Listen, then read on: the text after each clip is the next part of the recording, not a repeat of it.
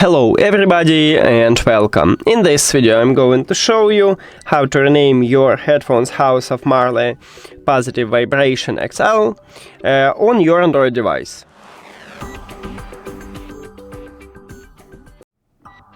You have to start by open settings and then go to connected devices. Now click the settings icon near to your headphones at the device list. Right here we have a name, and near to the name we have this pencil icon. You need to tap on it. But on some Android phones you haven't this pencil icon, you have just a line with a name, so you need to type at this line. Now write the best one for you. Let's say I wanna add this text, and after you finish, click rename or done to save this new name. And that's it.